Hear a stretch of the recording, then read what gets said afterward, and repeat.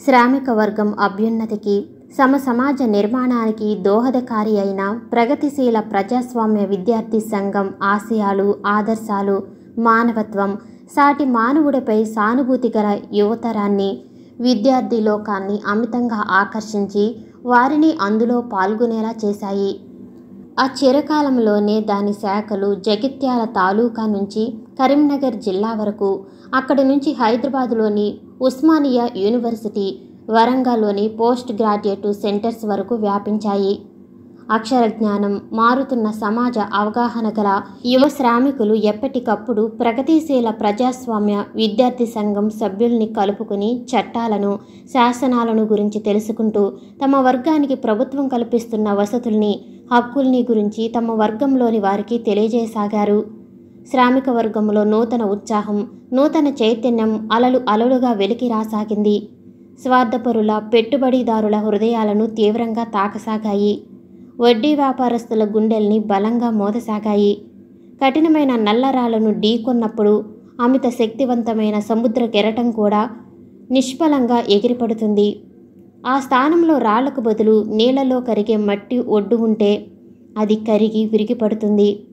అతి స్వార్థపరులు, మానవ సహజమైన దయ, జాలి, సానుభూతి లేని ఈ పెట్టుబడిదారి వర్గం హృదయాలు నల్లరాళ్ల కంటే కఠినమైనవి. అవి ఏ దీన మానవుల కన్నీటి స్రోతస్సుకు కరగవు, కరుణను తరంగితం చేయలేవు. అలాంటప్పుడు కష్టజీవులలో తరంగితమైన చైతన్య తరంగాలు నిష్ఫలం కావటానికే ఎక్కువ అవకాశం ఉంది. కంచు వృషభముల శ్వాస వంటి గ్రీష్మతాపం అంతరించి కర్షక వర్గంలోనూ, వ్యవసాయ కూలీల జీవనంలోనూ ఆశోత్సాహాలను తరంగితం చేసే వర్షపు ఋతువు వచ్చింది. అంతవరకు దాహంతో తపించిన భూదేవి వర్షపు చినుకులకు తడిసి పులకించి పచ్చని పచ్చికకు ప్రాణం పోసింది. ఎండి బీటలు వారిన కాలువల్లో కొత్త నీరు తళతళా మెరుస్తూ వయ్యారాలు పోతూ పారుతుంది. మాగాణి భూముల్లో నారుమళ్లలో నారు నవనవలాడుతూ రోజుకొక విధంగా పెరుగుతుంది. వరినారు నాటుకొచ్చింది. మాగాణి పొలాలు దుమ్ము చేయబడి నాటుకు సిద్ధమయ్యాయి. కానీ ఎక్కడా నాట్లు ప్రారంభం కాలేదు. వ్యవసాయ కూలీలు స్త్రీ పురుష భేదం లేకుండా సమానంగా ప్రభుత్వం నిర్ణయించిన వేతనం ఇవ్వాలని, ఇస్తేనే పనిలో పంపుతామని ఏకకంఠంతో నినాదాలు చేస్తూ ఉండిపోయారు. ప్రభుత్వం నిర్ణయించిన వేతనం ఇస్తే తమ లాభం తగ్గుతుందేమోనన్న సందేహంతో భూస్వాములు కూలి రేటును పెంచటానికి అంగీకరించలేదు. శ్రమ విలువ తెలిసిన సన్నకారు రైతులు కూలి రేటు పెంచటానికి అంగీకరించిన, రేటు పెంచితే మిమ్మల్ని ఏం చేస్తామో చూడండి అని బాగా భూస్వాములు, మూతుబరి రైతులు ఆ సన్నకారు రైతుల్ని బెదిరించారు. వారిని ఎదుర్కొని బ్రతికే ధైర్యం లేని సన్నకారు వ్యవసాయదారులు మౌనంగా ఉండిపోయారు. కటిక దరిద్రానికి, పస్తులకు, ఆకలి బాధకు తాళలేని కూలీలు, కూలి ఎంతైతేనేమి, రాత్రిపూటకు గంజినీళ్ళకైనా సరిపోతే చాలని తక్కువ రేటుకు పనిలోకి పోదామనుకున్న ఐక్యతతో ఒకే మాట మీద నిల్చున్న వ్యవసాయ కూలీల నాయకులు పస్తులైనా పడుకోవాల్సిందే కానీ న్యాయ విరుద్ధంగా ఉన్న తక్కువ రేటుకు పోవటానికి వీల్లేదని చివరి వరకు ఒకే మాట మీద నిలబడాలని పట్టుబట్టారు. ఇవాళ కాకపోతే మరో వారానికి అవుతాయి నాట్లు. 2 రోజులు కడుపులో కాలితే 3వ నాడు వాళ్లే వస్తారు పనిలోకి అన్న ధీమాతో ఉన్నారు మూతుబరి రైతులు. పస్తులు పడుకోవటం మనకేమీ కొత్త కాదు. ఇవాళ్లే పస్తులు పడుకోవటం లేదు. తమకు తాము ధైర్యం చెప్పుకున్నారు కష్టజీవులు. ప్రసాద్ ప్రగతిశీల ప్రజాస్వామ్య విద్యార్థి సంఘం సభ్యులు వ్యవసాయ కూలీలకు అండగా నిలిచి, మీ శ్రమకు న్యాయసమ్మతమైన కూలీ లభించే వరకు మీకు పనిలోకి పోవటానికి వీలు లేదు. తాత్కాలిక విజయం అధర్మానికి, అక్రమానికి లభించిన అంతిమ విజయం ధర్మానికే. మీరడిగే కూలి రేటు అధర్మం కాదు, అన్యాయం కాదు అంటూ వారిని ఒకే మాట మీద నిలబెట్టారు. ఇంకా ఆలస్యమైతే నాటు అదును తప్పిపోతుందేమో అన్న సంశయం భూస్వాములలో ఉత్పన్నమై ఏం చేయటము అని తర్జన భర్జన పడసాగారు. కూలి రేటు పెంచకపోతే అదనులో నాట్లు పడేలా లేవు. పెంచితే ఆ ముష్టి వెధవల ముందు ఓడిపోవటం అవుతుంది. ఇహ ఆ కూలి వెధవలకు పట్టపగ్గాలుండవు. ఆ భూస్వాములు అటు నాటు అదను తప్పిపోవటానికి అంగీకరించలేకపోతున్నారు, ఇటు కూలి రేటు పెంచటానికి ఇష్టపడలేకపోతున్నారు. దీనికంతటికీ కారణం ప్రసాద్ పంతులే. ఈ కూలి వెధవలకు తెలివి నూరిపోసి చివరికి మనకి తిప్పలు తెచ్చాడు. అసలు వాణ్ణి లేకుండా చేస్తే సరి, కోపంగా పళ్ళు నూరుతూ అన్నాడు ఓ భూస్వామి. వాడుంటే మనకు మరికొన్ని తిప్పలు వచ్చేలా ఉన్నాయి. అంతా మనుషులే, అందరిలోనూ ప్రవహించేది రక్తమే, ఆ రక్తానికి ఉన్న రంగు ఎరుపే అంటున్నాడు. ఒక మనిషి మరొక మనిషికి బానిసలా తరతరాలుగా వెట్టి చాకిరి ఇనుప సంఖ్యలలో బందీ కావటం అన్యాయం, అమానుషం అని ఉపన్యాసాలిస్తున్నాడు. ముందు వాడి సంగతి చూడాలి. దేశంలో ఎమర్జెన్సీ ఉంది కదా, పైగా విద్యార్థులు కూలీలు వాడి వెనుక ఉన్నారు. ఏం చేయగలమంటావు? ప్రస్తుత పరిస్థితుల్ని ఆకలింపు చేసుకున్న ఓ పెద్ద రైతు అన్నాడు. మనకేం ఎమర్జెన్సీ? మన పార్టీ మనిషి ఎమ్మెల్యేగా ఉన్నప్పుడు, మనం చెప్పినట్టు వినే సబ్ ఇన్స్పెక్టర్ మన పోలీస్ స్టేషన్లో ఉన్నప్పుడు మనకు ఎమర్జెన్సీ ఏమిటి?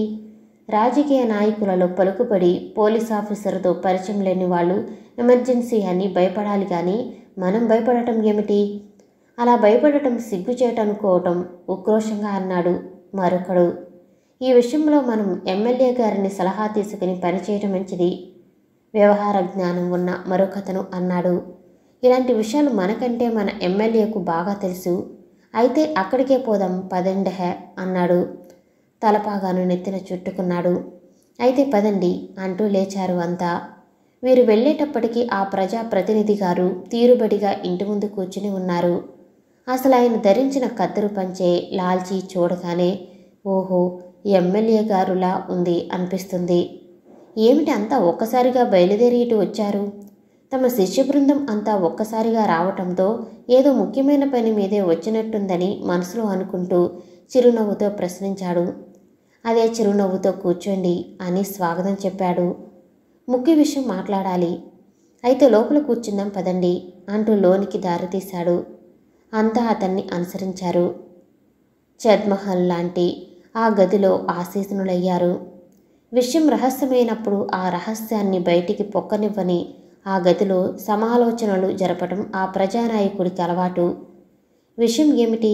ఎమ్మెల్యే గారు ప్రశ్నించారు. ఈ విద్యార్థుల ఉద్యమం మా కొంపలు ఉంచేలా ఉంది. ఎక్కువ కూలీ ఇచ్చే వరకు పనిలోకి దిగమని కూలీలు పట్టుబెట్టి కూర్చున్నారు. ఆ విషయం నాకు తెలుసు. ఆ విద్యార్థుల ఉద్యమం వర్ధిల్లాలని, ప్రధాని 20 సూత్రాలు ఆచరణలోకి రావాలని మీరు ప్రసంగాలు చేశారు కదా. ఇప్పుడు చూడండి ఆ ఉద్యమం ఎంతవరకు పోయిందో, దాని ఫలితం ఎలా ఉందో. నేను ప్రభుత్వ పార్టీ ఎమ్మెల్యేను కదయ్యా. ప్రధాని 20 సూత్రాలని ప్రచారం చేయటం, ప్రభుత్వ విధానాలకు మద్దతు ప్రకటించడం ఇష్టమున్నా లేకపోయినా చెయ్యాలి. లేకపోతే మన పదవిని కాస్త ఓడగొట్టి మూలను కూర్చోబెడతారు. లేకపోతే అభివృద్ధి నిరోధకుణ్ణి మేసా కింద బొక్కలోకి తోస్తారు. నా విషయం వదిలేయండి. మీరంతా ఏం చేస్తున్నట్టు? మీరే 20 సూత్రాలని, బడుగు వర్గం వాళ్ళు బాగుపడాలని, నిరుపేదల అభ్యున్నతికి సాగుతున్న విద్యార్థుల ఉద్యమం మహోద్యమంగా వర్ధిల్లాలని పాటలు పాడుతుంటే చూస్తూ ఊరుకున్నాము. నేను అలాంటి మాటలు మాట్లాడాల్సిందే. పైకి పార్టీ సిద్ధాంతాలకు కట్టుబడి ఉన్నట్టు కనిపించాలి కదా. సరే, అసలు విషయం ఏమిటి? దీనికంతటికీ కారకుడైన ఆ ప్రసాద్ పంతులు గారిని ఉంచితే లాభం లేదనిపిస్తుంది. అలాంటి వాళ్ళు ఉండటం దేశానికి, అణగారిన బ్రతుకుల్ని వెళ్లదీస్తున్న బడుగు ప్రజలకు లాభమైన మనలాంటి వారికి మాత్రం ప్రమాదమే. ఏం చేయాలనుకుంటున్నారు? మీరు సరే అంటే లేకుండా చేయాలని ఉంది. దానికి నా దాకా రావాల్సి వచ్చిందా? చేసుచి చెబితే నేను చూసుకోకపోయానా? అసలు వాడు నా కొంపే ముంచేలా ఉన్నాడు. రెవెన్యూ రికార్డు మార్చి, రిజిస్టర్ ఆఫీసులో కొత్త దస్తావేజులు పుట్టించి, ల్యాండ్ ట్రిబ్యునల్ ఆఫీసర్ను పట్టుకుని ఈ ల్యాండ్ సీలింగ్లో మన 100 ఎకరాలు పోకుండా చూసుకుంటే, ఈ ప్రసాద్ నా పొలం వివరాలన్నీ సేకరించి ల్యాండ్ సీలింగ్లోని ఎమ్మెల్యే గారి 100 ఎకరాలు ఎందుకు రాలేదని ల్యాండ్ ట్రిబ్యునల్ ఆఫీసర్ను ప్రశ్నించాడట. ఈ అన్యాయాన్ని, అవినీతిని గురించి పైకి తెలియపరుస్తామని కూడా అన్నాడట. మొన్న ఆ ట్రిబ్యునల్ ఆఫీసర్ చెబితే నాకు తెలిసింది అన్నాడు. మీ కొంపకు తిప్పలు తెచ్చాడన్నమాట. అయితే వాడి సంగతి మేము చూసుకుంటాంలేండి. తర్వాత పోలీస్ ఆఫీసర్ల విషయం నేను చూసుకుంటాను. అభయముద్ర పట్టారు ఎమ్మెల్యే గారు. రాత్రి 12 గంటల ప్రాంతంలో సమాజానికి చీడ పురుగుల్లా పట్టిన స్వార్థపరులు, ధనమదాంతులు అయిన భూస్వాములు, వడ్డీ వ్యాపారస్తులు నియమించిన కిరాయి గూండాలు ప్రసాద్ ఇంటి మీదకి బయలుదేరారు. ప్రసాద్ అదృష్టం కొద్దీ ఆ రాత్రి ప్రసాద్ ఒక్కడే కాక అతని గదిలో బాపురెడ్డి, మరో 2 కూలీల నాయకులు ఉన్నారు. వ్యవసాయ కూలీల సమ్మె పరిస్థితిని పర్యవేక్షించి తదుపరి కార్యక్రమాన్ని గురించి ప్రసాద్తో చర్చించాలని కూలీ నాయకుల్ని వెంట పెట్టుకుని బాపురెడ్డి ప్రసాద్ వద్దకొచ్చాడు. రేపటి కార్యక్రమాన్ని గురించి చర్చించడంలో బాగా చీకటి పడటంతో ఇంటికి వెళ్లటం మానుకుని అక్కడే పడుకుని కూలీ నాయకుల్ని కూడా ఆ రాత్రికి అక్కడే పడుకోమని కోరాడు. కిరాయి గూండాలు గదిలో ప్రసాద్ ఒక్కడే ఉండి ఉంటాడనే ధీమాతో గది ముందు నిల్చుని తలుపు తట్టారు. ప్రసాద్ లేవబోయేంతలో బాపురెడ్డి లేచి, మీరు పడుకోండి సార్, తలుపు నేను తీస్తాను అంటూ గదిలో లైట్ వేసి, ఇంత రాత్రిపూట వచ్చిన వాళ్ళు ఎవరై ఉంటారు అన్న ప్రశ్న మస్తిష్కంలో ఉదయించటంతో కిటికీలోంచి వెలుపలికి చూశాడు. గుర్తుపట్టడానికి వీలులేని విధంగా ఉన్న 4 వ్యక్తులు కనిపించారు. వారి చేతుల్లో ఉన్న పట్టోడు కర్రలు కూడా అతనికి కనిపించాయి. విషయాన్ని అవగాహన చేసుకున్న బాపురెడ్డి కోపోద్రేకంతో ఊగిపోయాడు. పిడికిలి బిగించి పళ్ళు పటపటా కొరికాడు. ఈ ఉద్యమం వలన శ్రామిక వర్గం చైతన్యం, అభ్యున్నతి వలన తమ పెత్తనం ఇక ముందు సాగదనే కొందరు స్వార్థపరులైన భూస్వాములు, వడ్డీ వ్యాపారస్తులు ప్రసాద్ మాస్టారును దెబ్బతీయాలని కుట్ర పన్నారు. ప్రసాద్ మాస్టర్ ఒంటరివాడు కాదని, విద్యార్థులు, శ్రామికుల అండదండలున్నాయని వారికి తెలియపరచాలి. వారిచ్చే డబ్బుకు ఆశపడి ఇక్కడికి వచ్చిన ఈ రౌడీలకు గట్టిగా బుద్ధి చెప్పాలి. మనసులోనే అనుకుని నిద్రిస్తున్న కూలీ నాయకులిద్దరినీ మెల్లగా తట్టిలేపి వారు లేచిన తర్వాత ఆ ఇద్దరిని ద్వారం పక్కన అటు ఇటు నిలబెట్టి నెమ్మదిగా తలుపులు తెరిచి పక్కకు తప్పుకున్నాడు. తలుపులు తెరుచుకోగానే ఒకరి తర్వాత ఒకరు లోపలకు ప్రవేశించారు. లోపల అడుగుపెట్టిన ఒక్కొక్కరిని ఒక్కొక్కరు బొక్కబోర్లా పడేలా వెనుక నుంచి లాగి తన్నారు. అనుకోని ఈ హఠాత్ పరిమాణానికి ఆ కిరాయి గుండాలు విభ్రాంతి చెంది కళ్ళు నులుముకుని ఎదురుగా సింహములా గర్జిస్తూ నిల్చున్న బాపురెడ్డిని చూసి పూర్తిగా నీరసించిపోయారు. వాళ్ళు గుండెల్లో రైలు పరిగెత్తాయి. దబీమని వాళ్ళు పడ్డ శబ్దానికి పక్క ఇళ్లలో వారు లేచి వెలుపలికొచ్చారు. లేవబోతున్న ఓ కిరాయి గుండా ముఖం మీద బాపురెడ్డి మరొక తన్ను బలంగా తన్నాడు. అతని పళ్ళు కదిలాయి. మిమ్మల్ని పంపింది ఎవరు? ఎందుకు వచ్చారు? సింహంలా గర్జిస్తూ ప్రశ్నించాడు బాపురెడ్డి. ఏమైంది అంటూ చుట్టుపక్కల వాళ్ళు గది ముందు నిల్చుని ప్రశ్నించారు. మిమ్మల్ని పంపింది ఎవరు? ఎందుకు పంపించారు? మౌనంగా ఉన్న వాళ్ళను తిరిగి ప్రశ్నించాడు రెడ్డి. మమ్మల్ని ఎవరూ పంపించలేదు, ఒకరు నీరసంగా అన్నారు. తమ ఎదురుగా ఒక్క బాపురెడ్డి కాక చుట్టుపక్కల వాళ్ళు మోగటంలో భయంతో కంపించారు. అయితే ఎందుకు వచ్చినట్టు? ఊరికే వచ్చాము. మాటలతో అడిగితే మీరు చెప్తారా? తంతే చెప్తారు. పోలీస్ స్టేషన్లో కూర్చోబెడితే చెప్తారు అంటూ మరొక తన్ను తన్నాడు ఒకణ్ణి. అయినా వారు నోరు విప్పి తమను పంపించిన వ్యక్తిని గురించి చెప్పలేదు. వీళ్ళని పోలీస్ స్టేషన్లో కూర్చోబెడితే కానీ నిజం చెప్పరు. తలా ఒక తన్ను తన్నుకుంటూ వీళ్ళని పోలీస్ స్టేషన్కు తీసుకుపదండి చుట్టూ గుమిగూడిన వారితో అన్నాడు బాపురెడ్డి. మిస్టర్ రెడ్డి, వారిని పోలీస్ స్టేషన్లో కూర్చోబెట్టడానికి సబ్ ఇన్స్పెక్టర్ అంగీకరించాడు. ఎందుకంటే వాళ్ళు నేరస్తులు అనటానికి బలమైన ఆధారాలు ఏమీ లేవు. వాళ్ళు ఎవరిని గాయపరచలేదు, పైగా వాళ్లే దెబ్బలు తిన్నారు మధ్యలో అన్నాడు ప్రసాద్. కానీ మిమ్మల్ని గాయపరచాలనే తలంపుతోనే వీళ్ళు వచ్చారు బాపురెడ్డి అన్నాడు. ఈ నేరారోపణ ఒక్కటే చాలదు వారిని నేరస్తులని చెప్పటానికి. పోలీసు కేసు కావాలంటే కాళ్ళు చేతులు విరగటమో, తలలు పగిలి నెత్తురు కారటమో ప్రత్యక్షంగా కనిపించాలి. అవేవీ లేకుండా అర్ధరాత్రి నన్ను గాయపరచడానికి వచ్చారని చెప్పినా ఫలితం ఉండదు. అంత మాత్రాన వారిపై ఛార్జెస్ ఫ్రేమ్ చేయటానికి క్రిమినల్ ప్రొసీజర్ కోర్టులో ఎక్కడ అవకాశం లేదు. అయితే వీళ్ళని ఏం చేద్దామంటారు? వాళ్లే తన్నులు తిన్నారు కదా, ఇక వదిలిపెట్టే. వాళ్ళ దారిని వాళ్ళు వెళతారు.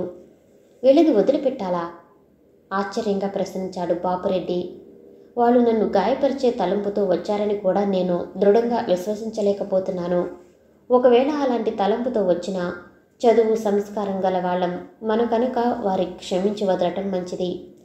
చివరకు ఎవరు పంపితే వచ్చింది వీరు చెప్పటం లేదు కదా. ఎవరో పంపితే వచ్చారని మనం ఎందుకు అనుకోవాలి? నన్ను గాయపరచడానికే వచ్చారని మాత్రం ఎందుకు అనుకోవాలి? మరీ ఇంత మంచితనం పనికిరాదేమో సార్. మన మంచితనంతో ఏమైనా సాధించవచ్చుననే విశ్వాసం నాకుంది మిస్టర్ రెడ్డి.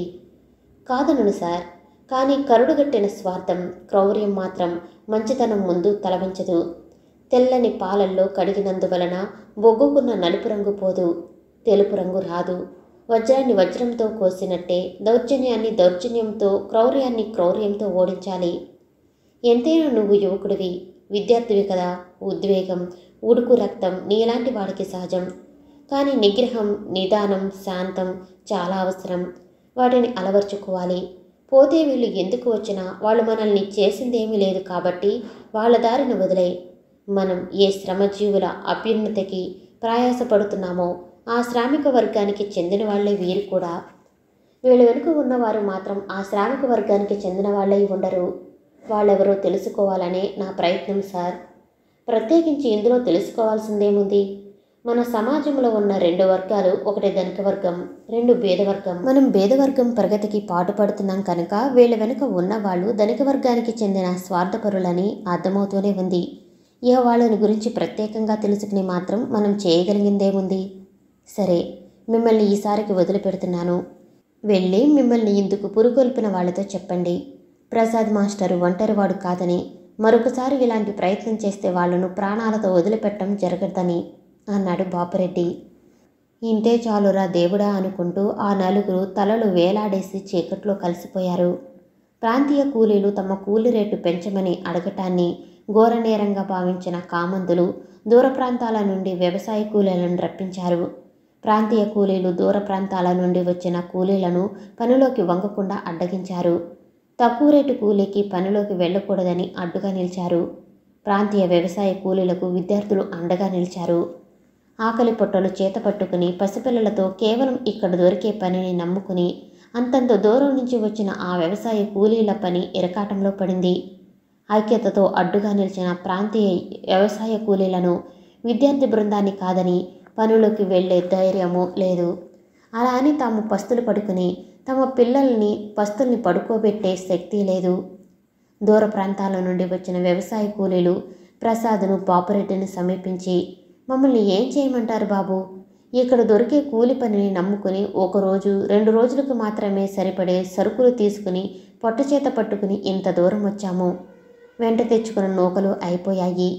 పని చేయకపోతే పస్తులు పడుకోవలసిందే మేము. మీరే చెప్పండి, ఏం చేయమంటారు? 1 పూట గడిచినా చాలు అన్నారు దీనంగా. ప్రసాద్కు ఏం చెప్పాలో తోచలేదు. వాళ్ళ పరిస్థితి దయనీయంగా ఉంది. వాళ్ళ పరిస్థితి ఏమిటి? శ్రమజీవులందరి పరిస్థితి, బ్రతుకులు దయనీయంగానే ఉన్నాయి. ప్రతిరోజు రెక్కలు ముక్కలు చేసుకుంటేనే జానడు కడుపుకు పిడికెడు మెతుకులు లేక కాలే గంజి దొరికేది. ఆ రెక్కలు ముక్కలు కానప్పుడు ఆ పిడికెడు మెతుకులు కరువే. ఇక్కడ లభించే పనిని నమ్ముకుని పొట్టచేత పట్టుకుని అంతంత దూరం నుండి వచ్చారు.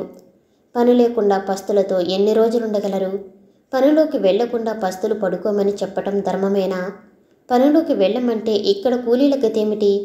తమ ఉద్యమం ప్రథమంలోనే పతనమైనట్టే కదా.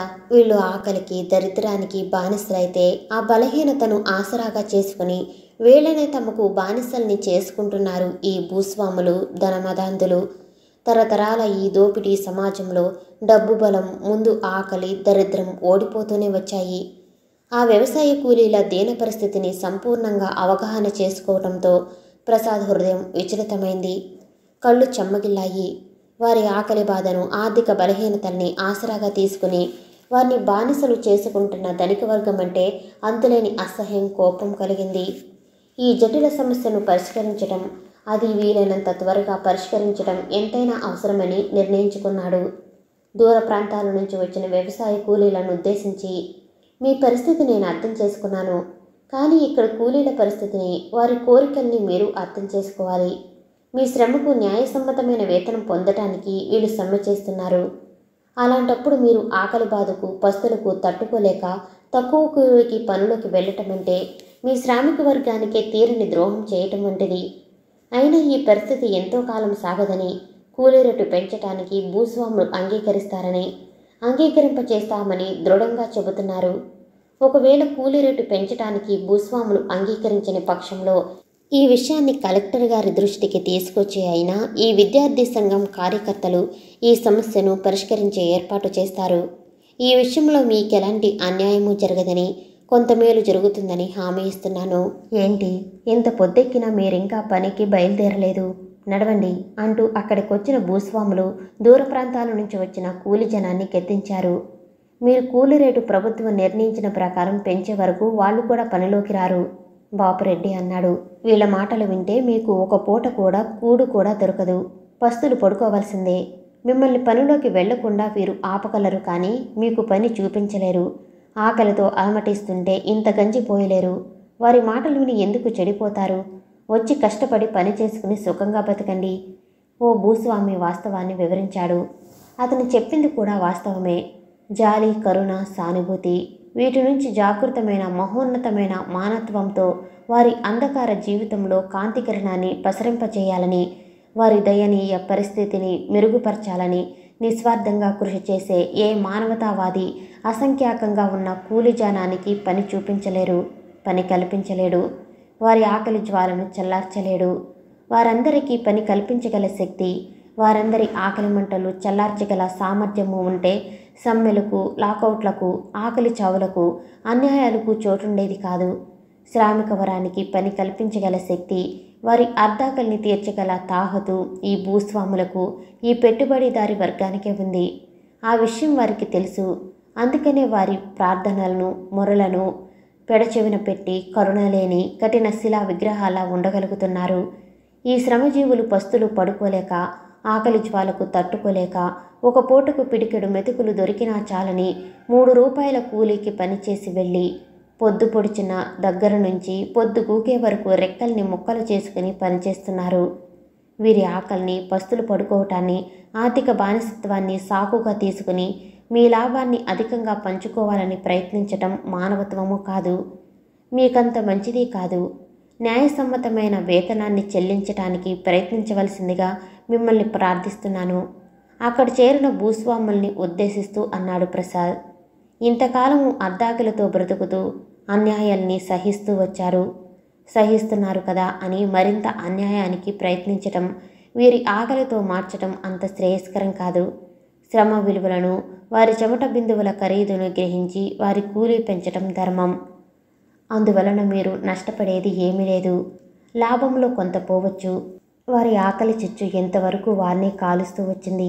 ఆ ఆకలి చిచ్చును చల్లార్చటానికి ప్రయత్నించినప్పుడు వారి అంతరాళంలో ఇంతకాలం అణిగిమణిగి ఉన్న అసంతృప్తి, అశాంతి, ఆవేదన అగ్నిపర్వతంలోని లావాల బయటికి విరజిమ్మితే, వారి ఆకలి చిచ్చు అగ్ని శిఖాల నాలుకలు చాస్తే వాటికి మొట్టమొదట బలి అయ్యేది మీరే. ఆ మహా విప్లవానికి ప్రేరేపించకండి. శ్రమ విలువ తెలియనట్టుగానే మీకు ఆకలి బాధ, ఆ జ్వాలల తీక్ష్ణత మీకు తెలియదు. వారి కోరికలలో అన్యాయం లేదు. ప్రభుత్వం నిర్ణయించిన న్యాయసమ్మతమైన వేతనాలు చెల్లించమని కోరుతున్నారు. కూలి రేటు ₹1 కూడా పెంచటం జరగదు. ఈ రేటుకు ఇష్టమైన వాళ్లే వస్తారు. కడుపులో కాలితే వారే వస్తారు. పనిలోకి రాకుండా ఎంతకాలం ఉంటారో చూస్తాము. పోదాం పదండి అంటూ వెనుదిరిగారు భూస్వాములు. కడుపులో కాలితే వాళ్లే తక్కువ కూలీకి పనిలోకి వస్తారనే ధీమా అంత మంచిది కాదు. ఆకలి జ్వాల అగ్నిజ్వాలలాగి ప్రపంచాన్ని, ముఖ్యంగా స్వార్థపరుల జీవితాన్ని భస్మీపటనం చేసే ప్రమాదం కూడా ఉందని గ్రహించమంటున్నాను అన్నాడు ప్రసాద్. ఏం ప్రమాదం ఉంటుందో మేము చూస్తాం అంటూ వెళ్ళిపోయారు భూస్వాములు. శ్రమజీవుల్ని, విద్యార్థుల్ని ఏకం చేసి ఆర్థిక అసమానతల్ని, తరతరాల దోపిడీ సమాజాన్ని నిర్మూలించి సమాజ నిర్మాణానికి నిర్విరామంగా, నిస్వార్థంగా కృషి చేస్తున్న అభ్యుదయవాది, విద్యార్థి, మేధావి, పీడిత ప్రజల ప్రగతిశీల ప్రజాస్వామ్య విద్యార్థి సంఘం ప్రీతమ నాయకుడు అయిన బాపురెడ్డి జీవించి ఉంటే తమ పెత్తనం, తమ దౌర్జన్యం సాగదని భావించిన కొంతమంది దోపిడీదారులు అతన్ని హత్య చేయడానికి కిరాయి గూండాలను నియమించారు. డబ్బుకు అమ్ముడుపోయిన ఆ కిరాయి గూండాలు రాత్రి పొద్దుపోయి ఇంటికి వస్తున్న బాపురెడ్డిని దొంగచాటుగా బాకులతో పొడిచి చీకట్లో అంతర్ధానమయ్యారు. ఆ వార్త మరుక్షణంలో కార్చిచ్చులా ఊరంతా వ్యాపించింది. భోంచేద్దామని భోజనం ముందు కూర్చున్న ప్రసాద్ ఒక్క క్షణం మృత్యుశీలత, జడత్వంతో స్తంభీభూతుడై తర్వాత తేరుకుని బాపురెడ్డి పడి ఉన్న చోటుకు పరిగెత్తినంత వేగంగా వెళ్ళిపోయాడు. అతను వెళ్ళేటప్పటికే విద్యార్థులు, కూలీలు చాలామంది చేరారు. కొందరి చేతుల్లో టార్చ్ లైట్స్ ఉన్నాయి. టార్చ్ లైట్స్ వెలుతురులో ఆ దృశ్యం చూసిన ప్రసాద్లోని మానవత్వం హృదయ విదారకంగా మూలికింది. అంతవరకు రకరకాల దారుణాల్ని, దౌర్జన్యాల్ని చూశాడు. కానీ ఇలాంటి దారుణాన్ని మాత్రం చూడలేదు. ఎన్ని కత్తిపోట్లు తగిలాయో లెక్కించటం అసాధ్యమన్నట్టు శరీరమంతా ఎర్రని రక్తంతో తడిసి ముద్దయింది. బాపురెడ్డిలో కొన ప్రాణం ఉందని గ్రహించిన ప్రసాద్ ఏమాత్రం ఆలస్యం చేయకుండా టాక్సీని పిలిచి కొన ప్రాణంతో ఉన్న బాపురెడ్డిని అందులో చేర్చి హాస్పిటల్కు తీసుకుపోయాడు. విద్యార్థులు, కూలీ జనం టాక్సీ వెంట పరిగెత్తుతూ హాస్పిటల్ వద్దకొచ్చారు. టాక్సీ హాస్పిటల్ ముందు ఆగగానే క్షణకాలమైన వృధా చేయకుండా బాపురెడ్డిని హాస్పిటల్లో చేర్చి సమయానికి అక్కడ డాక్టర్ లేకపోతే వెంటనే వెంట పెట్టుకురమ్మని ఇద్దరిని పంపించాడు. మరో ఇద్దరిని పోలీస్ స్టేషన్కు పంపించాడు. ఇంట్లోంచి వీలైనంత వేగంగా వచ్చిన lady doctor, nurse, ward boy సహాయంతో దూదితో గాయాలు తుడిచి ఆ గాయాల మీద దూది, మందు వేసి కట్టుకడుతూ, పోలీస్ రిపోర్ట్ ఇచ్చారా? ఇవ్వకపోతే త్వరగా వెళ్ళి ఇచ్చిరండి అంది. ఇచ్చాం డాక్టర్, ఎస్ఐ వస్తున్నాడు అంటూ లోపలికొచ్చిన ప్రసాద్ ఆ లేడీ డాక్టర్ని చూసి కమల అనుకున్నాడు మనసులో. లోపలికొచ్చిన అతన్ని చూసి ప్రసాద్ అంది ఆమె ఆంతర్యం. క్షణకాలం, యుగ యుగాల నుంచి విడిపోయి యుగ యుగాల నిరీక్షణ అనంతరం తిరిగి కలుసుకున్న ప్రాణ స్నేహితుల్లా, ప్రియ బాంధవుల్లా, ఆత్మీయుల్లా ఒకరినొకరు చూసుకున్నారు. తర్వాత బాపురెడ్డి గాయాలకు కట్టుకడుతూ, ఏమిటి దారుణం ప్రసాద్ అంది కమల. అతి స్వార్థపరులైన ధనమదాంధులు గావించిన దారుణాలలో, కిరాతక చర్యలలో ఇదొకటి డాక్టర్ బాధగా అన్నాడు ప్రసాద్. బ్రతకటానికి అవకాశం ఉందంటారా? చెప్పలేను, బ్రతకటం కష్టం అంది కమల. ఆ మాటతో ప్రసాద్ ఆంతర్యంలో ఏ మూలో మిణుకు మిణుకుమంటున్న ఆశాకిరణం దట్టమైన పొగమంచులో గాఢంగా కప్పివేయబడింది. ఇతని ప్రాణం చాలా విలువైంది డాక్టర్ అద్దిస్తున్న స్వరంతో అన్నాడు. ఆ స్వరంలో ప్రార్థనతో పాటు దుఃఖము ప్రతిధ్వనించింది. కనుకొనలలో కన్నీళ్లు నిలిచాయి. నిలిచిన ఆ కన్నీళ్లను కమల చూసింది. అతని కళ్ళల్లో కన్నీళ్లు చూడటం అదే ప్రథమం. కానీ మానవులలోని ఈ చైతన్యపు స్విచ్ ఎక్కడుంటుందో డాక్టర్లకు తెలియదు. ఆ స్విచ్ నా చేతిని దొరక్కపోను వచ్చు కూడా. 5 గాయాలు, 5 కూడా బలమైనవే. అది పొట్టలోంచి వెలుపలికొచ్చిన ప్రేవుల్ని లోపలికి నెట్టి కట్టుకట్టాడు. గుండెల్లో 2 కత్తిపోట్లు, వెన్నుభాగంలో 1 కత్తిపోటు, డొక్కలో 1 కత్తిపోటు, పొట్టలో మరొక కత్తిపోటు. అన్నీ బలమైనవే, ప్రమాదకరమైనవే. రక్తస్రావాన్ని ఆపటానికి ప్లాస్మా ఎక్కిస్తాను అని త్వరితగతిన ప్లాస్మా ఎక్కించే ప్రయత్నం చేసింది కమల.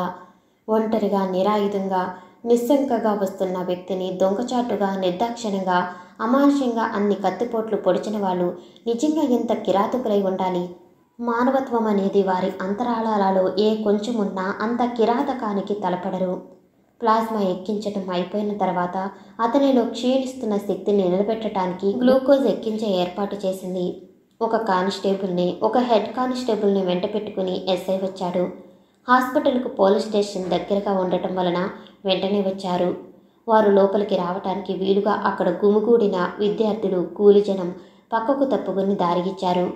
డాక్టర్ పర్వాలేదంటారా? లోపలికొచ్చిన ఎస్ఐ ప్రశ్నించాడు. గ్రీవియస్ ఇంజురీస్, బ్రతకడం కష్టం అంది కమల. అతని గుండెల మీద, కడుపు మీద, డొక్కలో రక్తంతో తడిసిన కట్లను చూసిన ఎస్ఐ, దొంగనాయాలు తమకున్న కసినంతా తీర్చుకున్నట్టుంది. అన్నీ కత్తిపోట్లేనా డాక్టర్ అన్నాడు. అవును. బ్రతకడం కష్టమంటారా? కష్టమే. నిజం చెప్పాలంటే బ్రతకడని చెప్పాలి. కత్తిపోట్లకు హృదయ రక్తనాళాలు కొన్ని తెగిపోయాయి. అంటే డైయింగ్ డిక్లరేషన్ తీసుకునే ఏర్పాట్లు వెంటనే చేయటం ఎందుకైనా మంచిదంటారు అన్నాడు ఎస్ఐ రామలింగేశ్వరరావు. అవును. ఏమైనా చెప్పగల స్థితిలో ఉన్నాడంటారా అంటూ బాపురెడ్డిని సమీపించి, మిస్టర్ వాళ్ళెవరూ చెప్పగలవా ప్రయత్నించాడు రామలింగేశ్వరరావు. కళ్ళతో ఎస్ఐ వైపు చూడటం తప్ప ఏమీ మాట్లాడకపోయాడు బాపురెడ్డి. అతనిలో ప్రాణజ్యోతి ఆరిపోలేదు, చైతన్యం స్తంభించిపోలేదు, రక్తం చల్లాడబడలేదు. కానీ స్వరపేటిక మోగపోయింది. కంఠంలోంచి మాట రావటం లేదు. ఆరిపోవటానికి సిద్ధంగా ఉన్న ప్రాణజ్యోతిని కనుపాపల్లో నిలుపుకుని ఎవరి కోసమో చూస్తున్నాడు. డాక్టర్, నేను వెళ్ళి మెజిస్ట్రేట్ను తీసుకొస్తాను.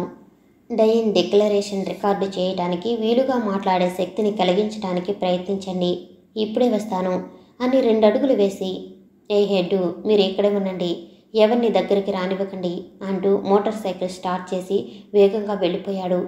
గ్లూకోజ్ ఎక్కించడం పూర్తయ్యేటప్పటికీ ఎస్ఐ మెజిస్ట్రేట్ను వెంట పెట్టుకుని వచ్చాడు. కానిస్టేబుల్ 1 స్టూల్ తెచ్చి బాపురెడ్డి బెడ్ పక్కన వేశాడు మెజిస్ట్రేట్ కూర్చోవటానికి. ఎస్ఐ తెల్ల కాగితం ఉన్న ప్యాడ్ను, కలాన్ని అందించాడు. వాటిని అందుకుని స్టూల్ మీద కూర్చోకుండానే, మిస్టర్, ఏం చెప్పాలనిపిస్తే దాన్ని నిర్భయంగా చెప్పు. నిన్ను గాయపరిచిన వారిని గురించి ఏమైనా తెలిస్తే చెప్పడం మంచిది. ఇప్పుడు నువ్వు చెప్పే ప్రతిదీ నీ మరణ వాంగ్మూలంగా రికార్డు చేయడం జరుగుతుంది. వారు ఎవరు, వారి పేర్లేమిటి, ఎక్కడుంటారు తెలిసినంత వరకు చెప్పటానికి ప్రయత్నించు. సౌమ్యంగా అన్నాడు మెజిస్ట్రేట్. కానీ బాపురెడ్డి ఏమీ మాట్లాడలేదు. మాట్లాడే శక్తి లేనట్టు మౌనంగా మగవానిలా చూస్తూ ఉండిపోయాడు. At present he is unable to say anything.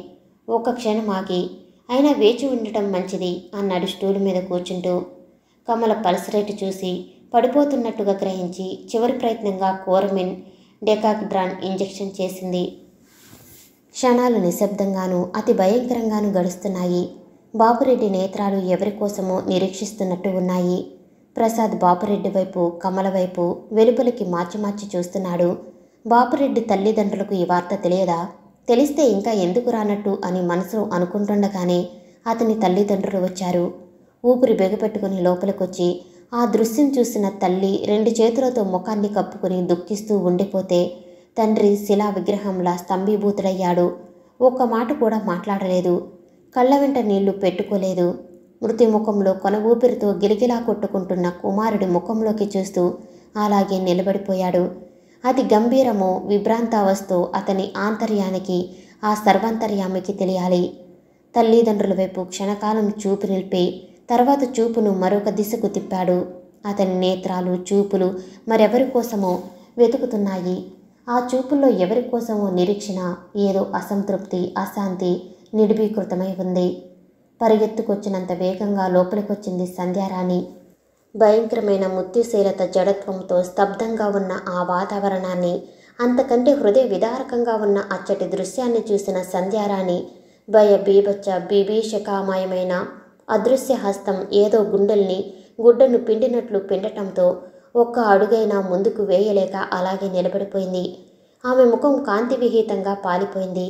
పెదవులు వణుకుతున్నాయి. పాదాలలో శక్తి క్షీణించింది. నిలువునా కూలిపోతానేమో అన్న భయంతో బాపురెడ్డి మాతృమూర్తి భుజం మీద చేయి వేసి జీవం లేని కళ్ళతో బాపురెడ్డిని చూస్తూ నిల్చుంది. సంధ్యారాణిని చూడగానే బాపురెడ్డి కనుపాపల్లోని ప్రాణజ్యోతి ఉజ్వలంగా ప్రకాశించింది. అనిర్వచనీయమైన ఆత్మసంతృప్తి, అవర్ణనీయమైన మహాశాంతి ఆ చూపుల్లో ప్రస్ఫుటమైంది. మిస్టర్, ఏమైనా చెప్పటానికి ట్రై చేయి మృదువుగా అన్నాడు మెజిస్ట్రేటు. కానీ బాపురెడ్డి ఏమీ చెప్పటానికి ప్రయత్నించలేదు. సంధ్యారాణి మీదికి చూపుల్ని ప్రసారం చేసి అలాగే అచేతనంగా ఉండిపోయాడు. మాట్లాడే శక్తి ఎంతమాత్రమూ లేదనిపిస్తుంది. కొంచెం సేపట్లోనైనా ఏమైనా కనీసం 2 ముక్కలైనా చెప్పగలడేమో చూద్దాం. కమల వార్డు బాయ్తో రిజిస్టర్ తెప్పించి ఆనాటి తారీఖు, టైం నోట్ చేసి ప్రసాద్ను అడిగి అతని పేరు, ఆ పేరుకు ఎదురుగా అతని శరీరం మీద ఉన్న గాయాలను, ఆ గాయాలు ఏ మరణాయుధాల వలన కలగటానికి ఆస్కారం ఉంది అన్నీ వివరంగా రాసుకుంటూ ఉండిపోయింది. అతని కళ్ళు సంధ్యారాణి వైపే చూస్తున్నాయి. ఆ చూపులు ఆమెను దగ్గరికి రమ్మని సంజ్ఞలు చేస్తున్నాయి. ఆ మూగ సంజ్ఞల్ని అర్థం చేసుకున్న సంధ్యారాణి అతన్ని సమీపించబోయింది. కానీ కానిస్టేబుల్ వీలేదన్నట్టు చెయ్యి అడ్డుపెట్టాడు. సంధ్యారాణి ఆగిపోయింది. నిస్తేజమైన అతని చూపుల్లో ఆవేదన, అసంతృప్తి తిరిగి ఆవరించింది. ఆ విషయాన్ని గ్రహించిన బాపురెడ్డి తండ్రి, ఆమెను వెళ్ళనివ్వండి ఇన్స్పెక్టర్. ఈ చివరి క్షణంలో శాంతి సంతృప్తులకు మావాణ్ణి దూరం చేయకండి. వెళ్ళురాని అన్నాడు దుఃఖం నిండిన కంఠంతో. సంధ్యారాణి అతన్ని సమీపించింది. హస్తాన్ని మృదువుగా అతని లలాటం మీద ఉంచింది. తనలోని శక్తినంతా కూడదీసుకుని బరువుగా చేతిని శిరస్సు మీదకి తీసుకుపోయి తన లలాటం మీద ఉన్న ఆమె హస్తం మీద ఆంచాడు. ఆమె హస్తస్పర్శలోని మాధుర్యాన్ని, చల్లదనాన్ని చివరి క్షణంలో అనుభవనీయం చేసుకుంటూ చెమ్మగిల్లిన ఆమె కళ్ళల్లోకి చూస్తూ ఉండగానే అతనిలోని ప్రాణజ్యోతి చివరిసారిగా గుప్పున వెలిగి ఆరిపోయింది. సంధ్యారాణి కనులు వర్షించిన బాష్ప బిందువులు అతని లలాటాన్ని తడిపాయి. పలస చూసిన కమల, ఈజ్ డెడ్ అంది. పాలిపోయిన ముఖంతో మెజిస్ట్రేట్ స్టూలు మించి లేచాడు. అతని మాతృమూర్తి కుమారుడి ముఖం మీద ముఖం చేర్చి దుఃఖిస్తూ ఉండిపోయింది. మెజిస్ట్రేట్ గారిని ఇంటి వద్ద డ్రాప్ చేసి వస్తాను. మీరు పోస్ట్ మార్టం ఇప్పుడు చేస్తారో రేపు ఉదయం చేస్తారో చెప్పండి అంటూ మెజిస్ట్రేట్ వెంట వెలుపలికి వెళ్ళిపోయాడు ఎస్ఐ రామలింగేశ్వరరావు. డెడ్ బాడీని పోస్ట్ మార్టం చేయక తప్పదంటారా డాక్టర్? బాపురెడ్డి తండ్రి ప్రశ్నించాడు. మర్డర్ కేసు కదా, కత్తిపోట్ల వలన మరణించింది లేక భయంతో షాక్ వలన గుండె ఆగి మరణించింది స్పష్టంగా సర్టిఫై చేయాలి అంది కమల. పోస్ట్ మార్టం తప్పనిసరి అయినప్పుడు వెంటనే చేయటానికి ప్రయత్నించండి డాక్టర్ అర్థిస్తున్న స్వరంతో అన్నాడు. అవును డాక్టర్, అవకాశం ఉంటే వెంటనే చేయటానికి ప్రయత్నించండి. అలాగే అంటూ అక్కడి నుంచి వెళ్ళిపోయింది కమల. అతని లలాటం మీద ఉన్న సంధ్యారాణి హస్తం అలాగే ఉండిపోయింది. ఆమె ముఖ కవళికలు మారిపోయాయి. ఆ ముఖంలో అంతవరకు ఉన్న దుఃఖ చిహ్నాల స్థానంలో కోపోద్వేగం, గాంభీర్యం చోటు చేసుకున్నాయి. కళ్ళల్లో కన్నీటి ప్రవాహం ఇంకిపోయి దానికి బదులుగా పగ, పట్టుదల ప్రస్ఫుటమవుతున్న జ్వాల లాంటి ఎర్రని చారికలు శ్మశానంలోని అగ్నిజ్వాలాల నాలుకలు చూస్తున్నాయి. అతను ఒంటి మీద చిందిన ఎర్ర రక్తాన్ని తన చేతికి అద్దుకుని, డియర్ రెడ్డి, ఏ దోపిడీ దురహంకారుల వర్గం నిన్ను అమానుషంగా హత్య చేసిందో ఆ వర్గాన్ని, ఆ దోపిడీ సమాజాన్ని నిర్మూలించటానికి ఏ ఆశయాల కొరకు, ఏ నవ సమాజ స్థాపన కొరకు నువ్వు బలి అయ్యావో ఆ ఆశయ సాధన కొరకు నా రక్తాన్ని వెచ్చిస్తాను. ఆ ఉద్యమాన్ని, పోరాటాన్ని ముందుకు తీసుకుపోతాను. ఈ వ్యవస్థను కూకటి వేళ్లతో కదిలించి కూలదోసినప్పుడే నీ ఆశయం నెరవేరుతుంది. నీ ఆత్మకు శాంతి లభిస్తుంది. నీ శాంతి సంతృప్తుల కోసం, నీ ఆశయ సాధన కోసం నా సుఖాన్ని, సంతోషాన్ని చిరునవ్వుతో ఈ క్షణంలోనే త్యాగం చేస్తున్నాను అనుకుంది మనసులో. సంధ్యారాణి బాపురెడ్డిని మనస్ఫూర్తిగా ప్రేమించింది. అతను అలాగే ప్రేమించాడు. వివాహానికి ఇరువురి తల్లిదండ్రులు అంగీకరించారు. కానీ మధ్యలోనే ఈ దారుణం జరిగిపోయింది. బాపురెడ్డి తండ్రి సంధ్యను సమీపించి, దుఃఖించుకు సంధ్య, మాకంటే నీకే పెద్ద అన్యాయం జరిగిందేమో అనిపిస్తుంది అన్నాడు శిరస్సు మీద చెయ్యేసి ఓదార్పుగా. నన్ను మీరు క్షమించాలి. దీనికంతటికీ కారకుణ్ణి నేనేనేమో అనిపిస్తుంది అన్నాడు ప్రసాద్. మావాడి మృత్యువుకు మీరు కారకులని భావించడానికి నేను మూర్ఖుని కాదు మాస్టారు. మావాడి ఆశయాలకు, ఆదర్శాలకు నేను గర్వించినట్టే మావాడి మృత్యువుకు కూడా నేను గర్విస్తున్నాను. మావాడు చనిపోయినా వాడి రూపు ఎందరి హృదయాలలోనూ నిలిచి ఉంటుంది. వాడి పేరు నవ సమాజంలో చిరస్మరణీయంగా ఉంటుంది. వాడు నా కుమారుడైనందుకు ఎంతగానో గర్విస్తున్నాను అన్నాడు కళ్ళల్లో చెమ్మగిలిన అశ్రువుల్ని తుడుచుకుంటూ. ప్రతి నూతన వ్యవస్థ ప్రారంభంలోనూ దాని నిర్మాణానికి ప్రయత్నించిన వ్యక్తులు బలి కావటం అనాది నుంచి జరుగుతున్నది. మావాడి రక్తమాంస అస్థిమజ్జాల మీద నూతన సమాజ సౌధం నిర్మించబడితే వాడి కన్న తండ్రిగా నా జన్మ ధన్యమైందనుకుంటాను. ఒక నిప్పుకణం మహాగ్నిజ్వాలను సృష్టిస్తుంది అన్న విషయాన్ని మీరు రుజువు చేయాలి మాస్టారు. ఒక రక్తపు బొట్టు చిందితే ఆ రక్తపు బొట్టు నుంచి కొన్ని వేల రక్త కణాల నూతన శక్తితో ఆవిర్భవిస్తాయన్న విషయాన్ని తెలియపరచాలి. ఎస్ఐ వచ్చాడు. పోస్టుమార్టం ఇప్పుడే చేస్తానని అతనితో చెప్పింది కమల. డెడ్ బాడీ మార్చురీ గదిలోకి కొనిపోబడింది. 10 నిమిషాల్లో పోస్టుమార్టం ముగించి సర్టిఫికేట్ డెడ్ బై ఇంజురీస్ అని రాసి ఎస్ఐకి అందించింది. బాపురెడ్డి మృతదేహాన్ని ఇంటికి తీసుకెళ్లే ప్రయత్నంలో ఉన్నప్పుడు, ప్రసాద్, రేపు నా వద్దకు ఒకసారి వస్తారా అంది కమల. వస్తాను అని మృతదేహం వెంట బయలుదేరాడు ప్రసాద్. పోలీస్ స్టేషన్కి వెళ్ళిన ఎస్ఐ బాపురెడ్డి మృత్యువుని గురించి ఫస్ట్ ఇన్ఫర్మేషన్ రిపోర్ట్ తయారు చేస్తూ కూర్చున్నాడు.